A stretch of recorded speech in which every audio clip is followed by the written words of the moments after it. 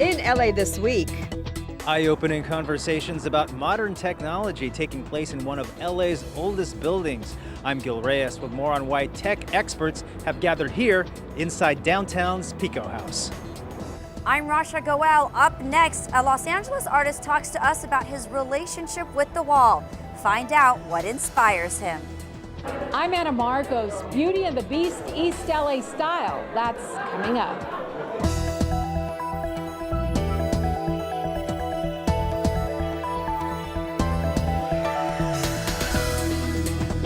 Hello and welcome to LA This Week. Thanks for joining us. I'm Yana Kay.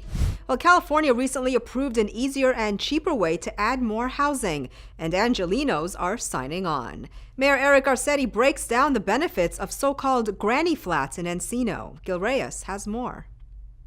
Granny flats. These are secondary units on people's property, sometimes a smaller home in the back, sometimes a converted garage. A new state law makes them easier for your house by eliminating sprinkler requirements if your main home already has sprinklers, easing rules on parking spaces, and also getting rid of sewer and water connection fees for units already built.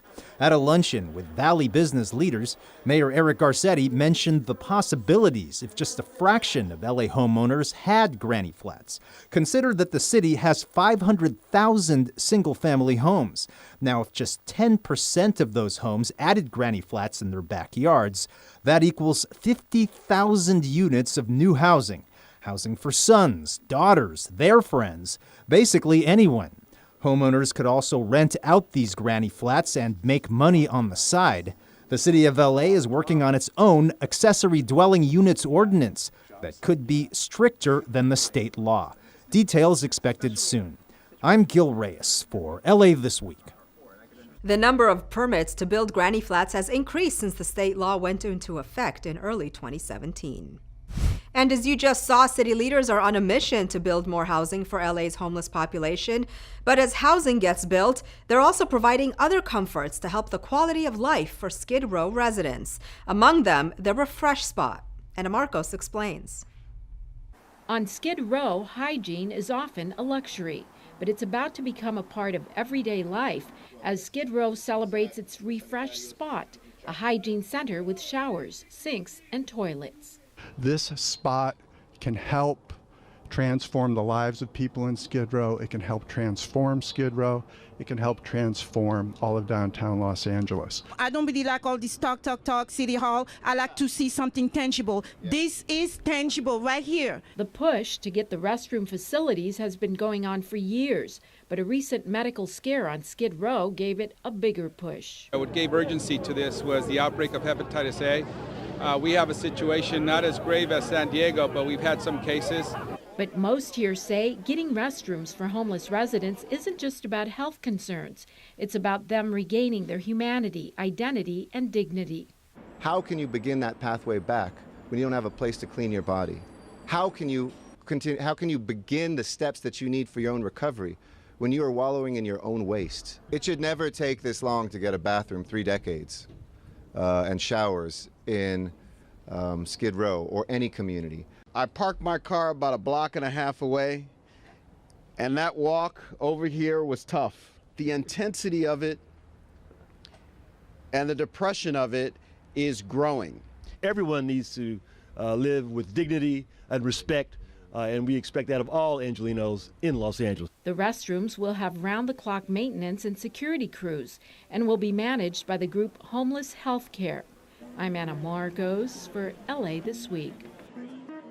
Other supportive services at the Refresh Spot will include referrals to shelter, food, mental health, and medical services. While too young to join the LAPD, well, somewhere between the cadet program and the police academy are new paid positions for aspiring cops. Gil Reyes reports on the grand vision city leaders have for the first ever class. We are trying to create, through the mayor's vision, the best police officers in the world. LAPD Chief Charlie Beck has high hopes for these high school graduates aspiring to become LAPD officers. they'll be able to attend college and get paid even before joining the police academy. It allows for me to continue my schooling while also gaining more experience as what it would be like to be a police officer. Darla Cosarelli is among the 28 young people in the LAPD's first ever Pledge to Patrol class. Before becoming cops, high school graduates can work up to 20 hours a week, manning the front desks, taking crime reports, and performing minor evidence collection. The pay is $15 to $20 an hour. Mayor Eric Garcetti says the goal is to hire talent from every community to further diversify the force. This is a group that's at least half, maybe even a little more women than men. It's the future of policing. We want to make sure at this moment when people throughout the country sometimes feel disconnected from their police departments, that we continue the momentum here in Los Angeles, where we literally draw people who reflect the community because they come from the community. All members had previously served in the cadets or other LAPD youth program, but are still too young to join the force. You have to be 21 to do that. So until then, this is good work experience with pay. In downtown Los Angeles, I'm Gil Reyes for LA This Week. The mayor's innovation team and the city's personnel department helped design the program. It's expected to cost $1 million in its first year.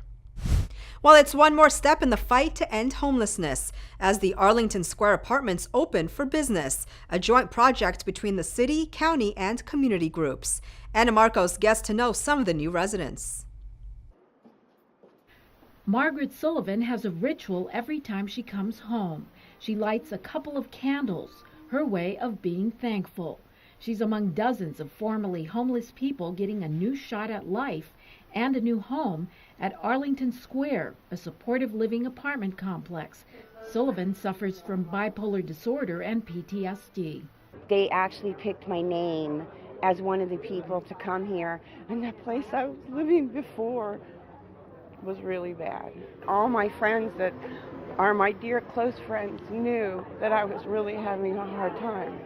So this is like a dream come true for me right now in this stage of my life. We will not lose this fight. We will end homelessness in Los Angeles.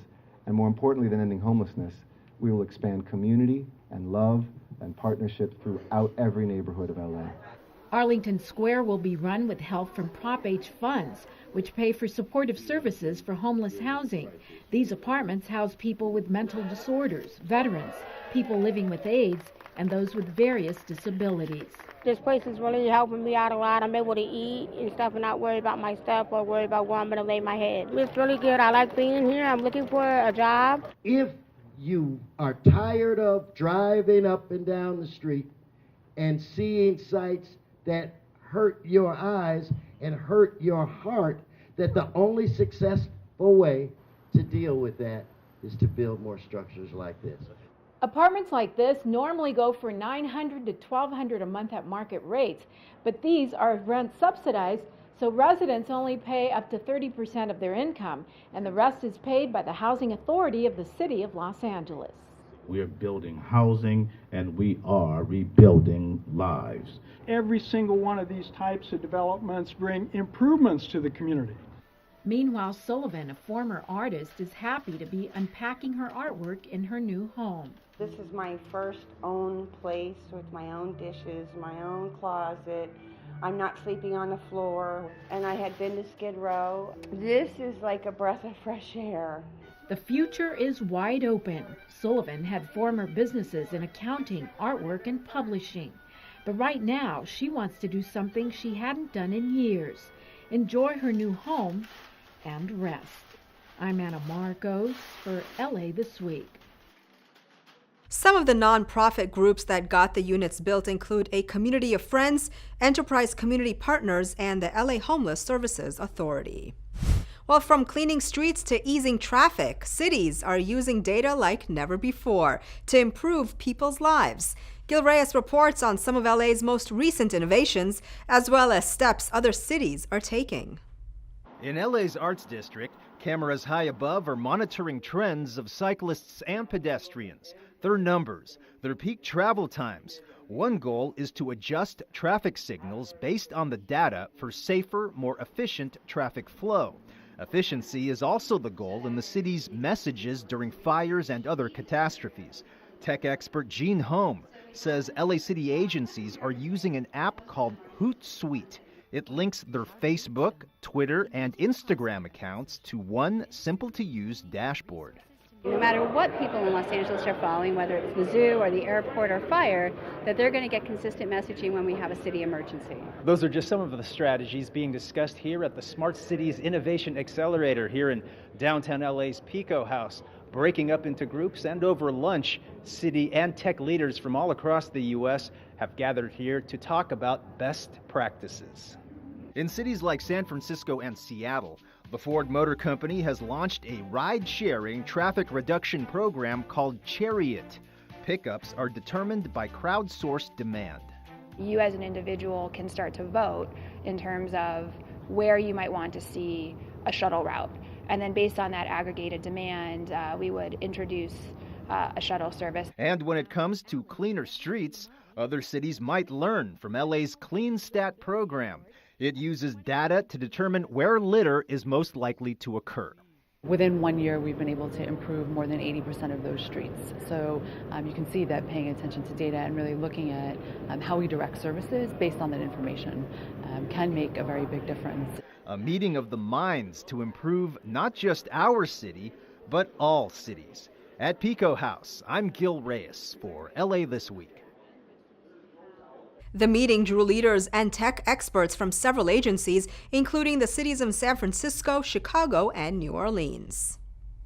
The Cities Are Cycle program makes its way to Council District 1, giving hope to kids in low-income neighborhoods and helping bridge the digital divide. Anna Marcos takes us to the giveaway. It's standing room only as a line snakes all around the inside of the building.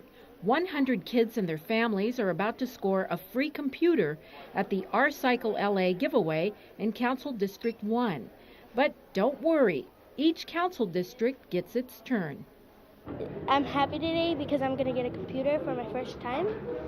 And it's like a dream come true.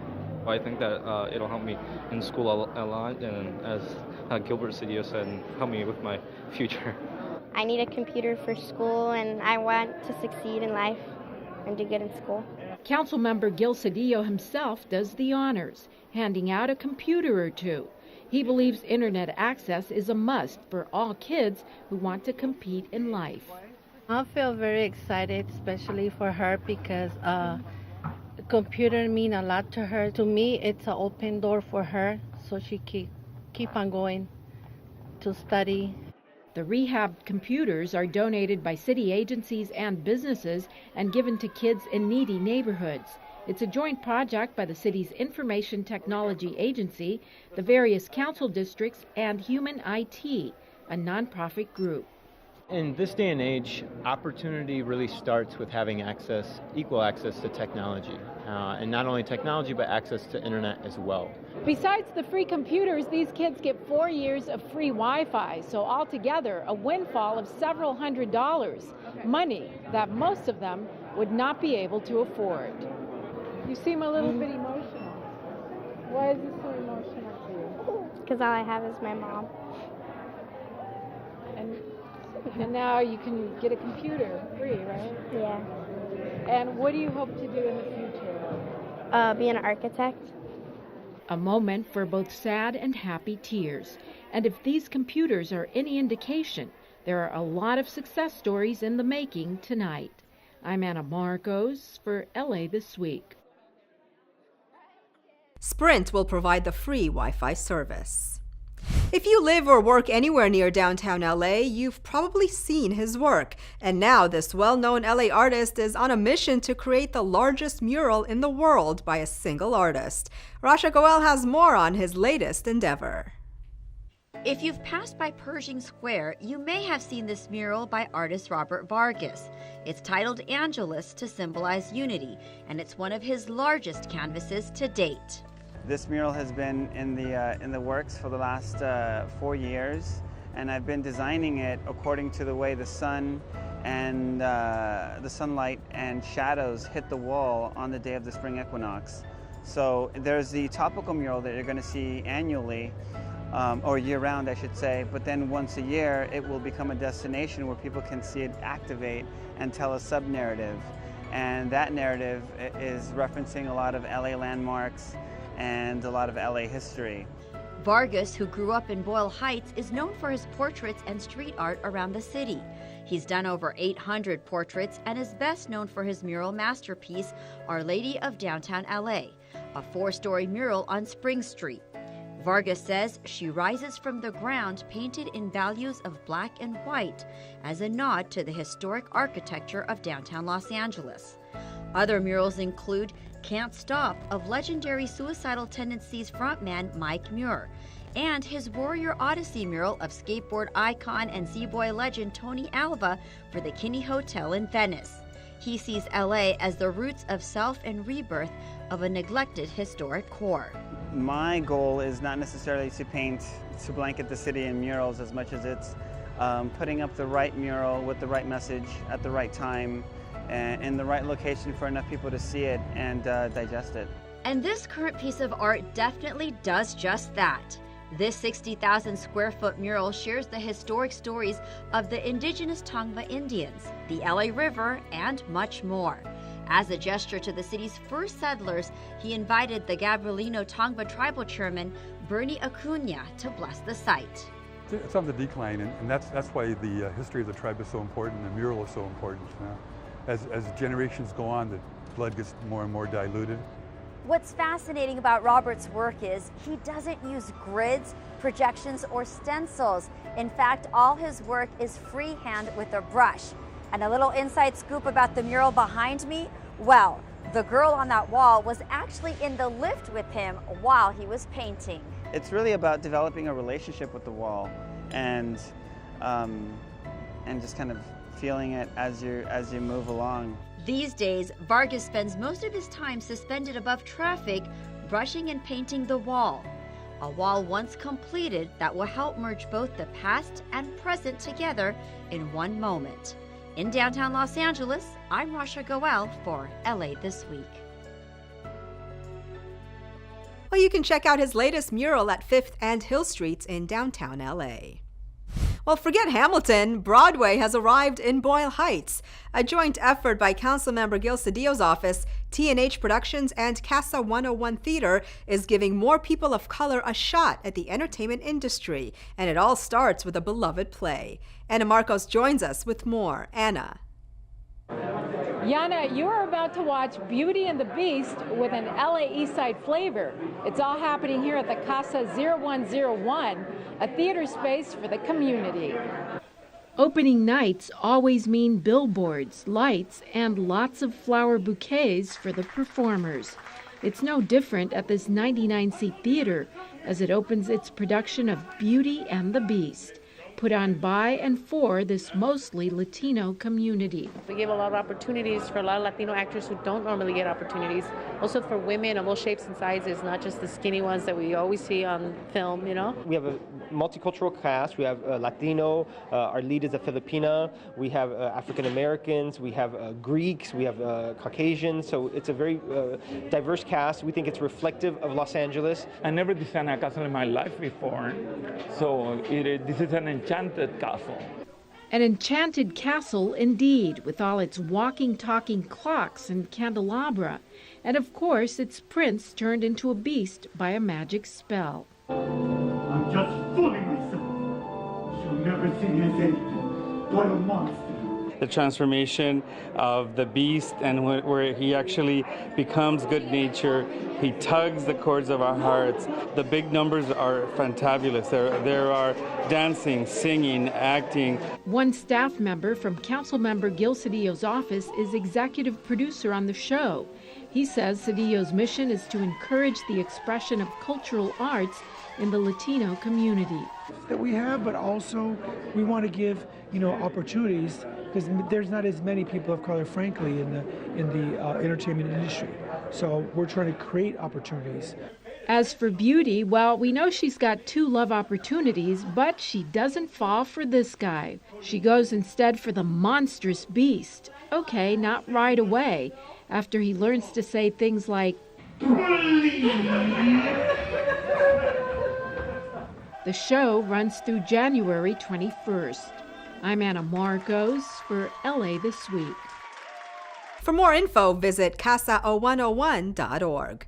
The Casa 0101 Theater, by the way, also puts on all kinds of arts and cultural classes for the community. Visit the site for information on that as well.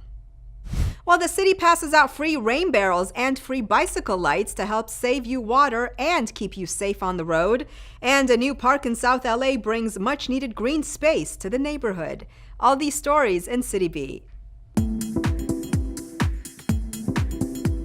Folks in Sylmar loaded up on free rain barrels recently. Officials say rainwater is a natural resource that can be harvested to supplement the existing potable water supply at residences throughout the city of LA. City officials encourage residents to do their part to capture rainwater for irrigation and help reduce the amount of polluted stormwater that flows into our local waterways. It couldn't be any easier, and this is something that I can do at home to help save water, to capture water. If everybody in the city of Los Angeles had a rain barrel, we could harvest millions of gallons of water annually. It really doesn't take much effort. LA City Council member Mitch O'Farrell sponsored the LA County Bicycle Coalition and Operation Firefly for the 4th consecutive year by hosting a bike light distribution event at the Santa Monica and Vermont Metro Station. Operation Firefly is an education and bike light distribution program intended to make sure people riding bikes in LA are riding safely at night. Councilmember O'Farrell is also collaborating with the coalition to host 3 additional bike safety events in the following areas in the coming months: East Hollywood, Echo Park, and Glassell Park. Bicycling is very healthy. It's great exercise. And so we want to encourage bicycling, but also make it safer for bicyclists. The Department of Rec and Parks, along with Councilmember Marquise Harris-Dawson, recently celebrated the grand opening of Jacaranda Park with a special ribbon cutting and community festival. Jacaranda Park is over 5 acres, and as the 6th largest city-owned park in South LA, it will bring much-needed green space to children and members of the community. Jacaranda Park design highlights include a wide variety of native plants and features that will capture and manage stormwater. Additional elements include 2 playground areas, shade structures, picnic tables, chess tables, 2 half basketball courts, and circuit training exercise equipment. Jacaranda Park is the 40th park developed through the City of LA's 50 Parks initiative. Tell your neighbors, tell your friends, come walk your dog, shoot some baskets, do a little bit of exercise. We got the park, now we got to bring it to life and make it a part of our community. Did you know there's a place in LA where you can relax, unwind, and get away from it all while connecting with Mother Nature? Well, this kind of place does exist, and it's a feast for all the senses. Rasha Goel has more on a garden that has become an LA landmark. I'm at one of my favorite places in the San Fernando Valley, the Japanese Gardens. Now, this place is a delight to all of your senses. I'm so excited to share some fun facts with you on this hidden gem.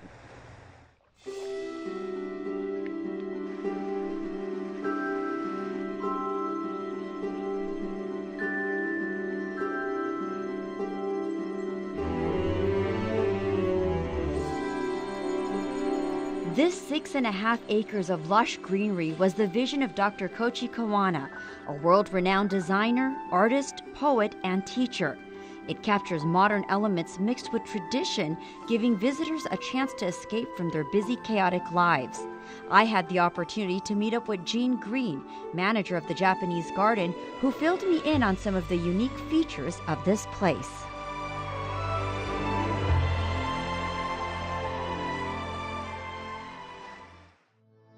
These are ginkgo trees. They're a fan-shaped leaf like this.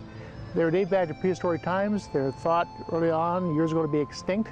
In Japan, they found some on a monastery, and now they've been finding worldwide. So this is one that dates way back to the dinosaur era.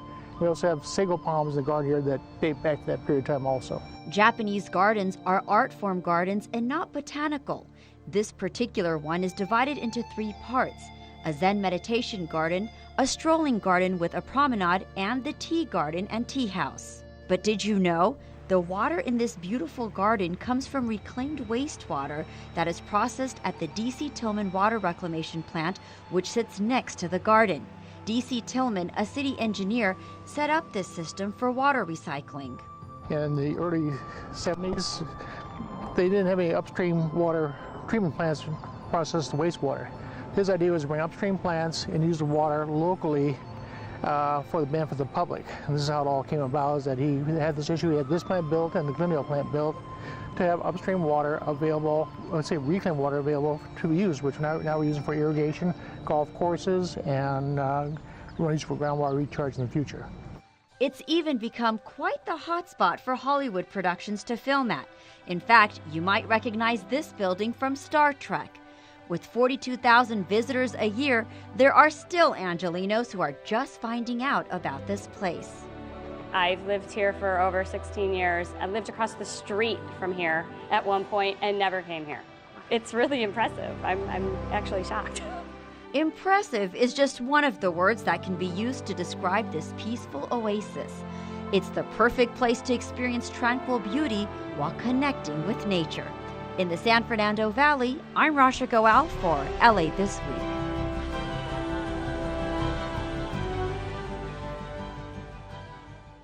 For information on visiting the garden, go to thejapanesegarden.com. Art lovers, get ready for the ultimate art show experience. Cirque du Soleil's latest production rolls into town, and if you have a sweet tooth, you won't want to miss this pop-up. All this in this week's Things to Do.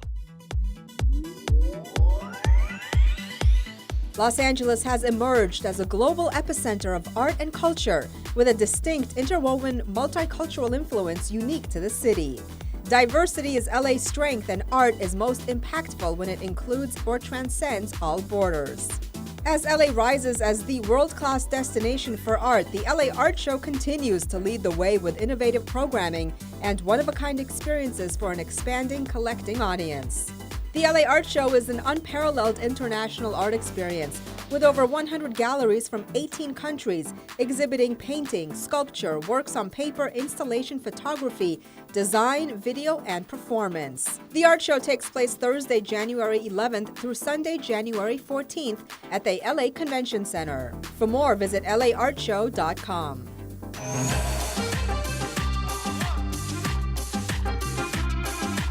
Lucia takes you to an imaginary Mexico, like in a waking dream where light quenches the spirit and rain soothes the soul. With a surrealistic series of grand visual surprises and breathtaking acrobatic performances, Lucia cleverly brings to the stage multiple places, faces, and sounds of Mexico, taken from both traditional and modernity. Don't miss Cirque du Soleil's Lucia until January 21st at Dodger Stadium. For more, visit cirquedusoleil.com. Welcome to Candytopia, where colossal candy floss constructions meld with a tantalizing taffy twistedness. Explore the sprawling sanctuary of confectionery bliss. This 3-month pop-up event celebrates the vibrant colors and flavors of our favorite sugary delights through a series of interactive art installations in over a dozen environments, from flying unicorn pigs to a marshmallow tsunami. So bring your family, your friends, and your sweet tooth for an experience like none other. The pop-up goes on until March 15th at LA Hangar Studios, located at 2627 Medford Street in Boyle Heights. And that's a look at some things to do. Candyman can, 'cause he mixes it with love and makes the world taste good. Well, that's going to do it for this edition. I'm Yana Kane. From all of us here at LA This Week, thanks for joining us. A reminder that you can catch us online at lacityview.org. You can also follow and like us on Facebook. We'll see you back here next week for more of LA This Week.